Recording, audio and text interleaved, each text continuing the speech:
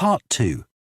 You will hear a head teacher talking to parents of pupils about changes at the school. First, you have some time to look at questions 11 to 15.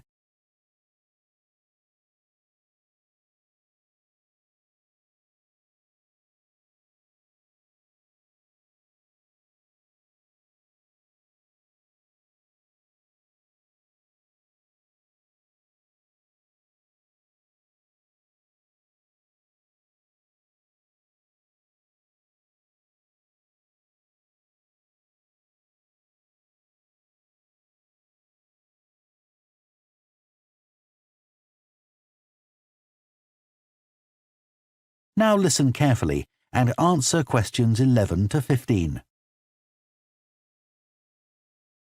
Good morning, and thank you for coming here today. I'd like to bring you up to date with changes in the school that will affect your children. As you know, the school buildings date from various times, some from the 1970s, some from the last 5 years, and of course Dartfield House is over a century old. It was commissioned by a businessman, Neville Richard, and intended as his family home, but he died before it was completed. His heir chose to sell it to the local council, who turned it into offices. A later plan to convert it into a tourist information centre didn't come about through lack of money, and instead it formed the nucleus of this school when it opened 40 years ago. The school has grown as the local population has increased, and I can now give you some news about the lower school site, which is separated from the main site by a road. Planning permission has been granted for development of both sites. The lower school will move to new buildings that will be constructed on the main site. Developers will construct houses on the existing lower school site. Work on the new school buildings should start within the next few months. A more imminent change concerns the catering facilities and the canteen. The canteen is always very busy throughout the lunch period. In fact, it's often full to capacity because a lot of our pupils like the food that's on offer there. But there's only one serving point, so most pupils have to wait a considerable time to be served. This is obviously unsatisfactory, as they may have hardly finished their lunch before afternoon lessons start.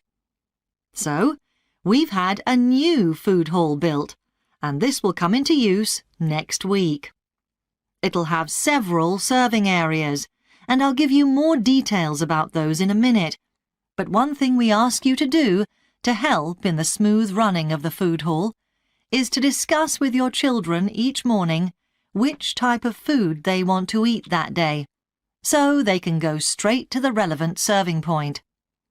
There won't be any junk food, everything on offer will be healthy, and there's no change to the current system of paying for lunches by topping up your child's electronic payment card online. You may be wondering what will happen to the old canteen. We'll still have tables and chairs in there, and pupils can eat food from the food hall or lunch they've brought from home. Eventually, we may use part of the canteen for storage, but first, we'll see how many pupils go in there at lunchtime. Before you hear the rest of the talk, you have some time to look at questions 16 to 20.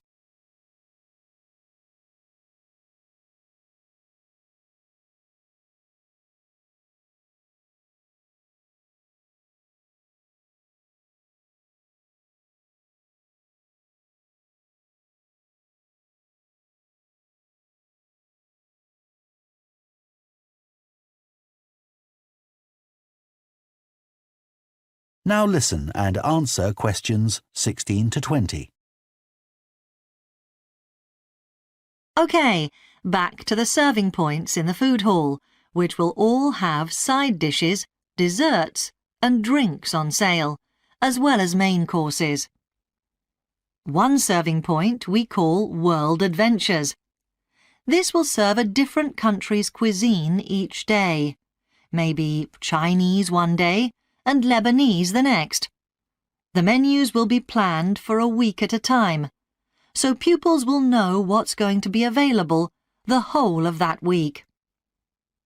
Street life is also international, with food from 3 particular cultures.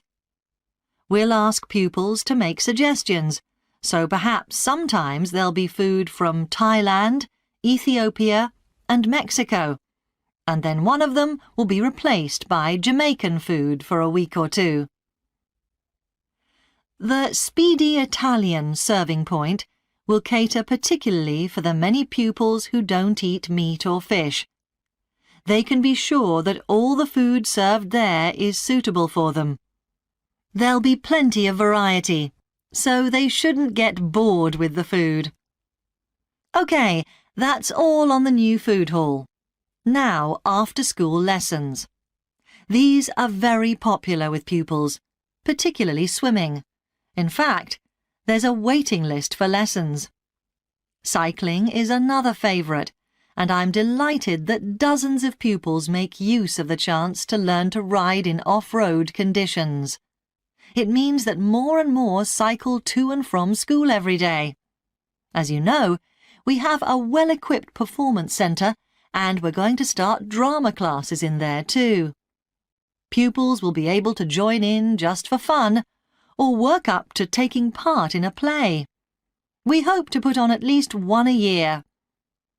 We already teach a number of pupils to use the sound and lighting systems in the centre, and a former pupil has given a magnificent grand piano to the school, so a few pupils will be able to learn at the school instead of going to the local college, as many of them do at the moment. That is the end of Part 2. You now have half a minute to check your answers to Part 2.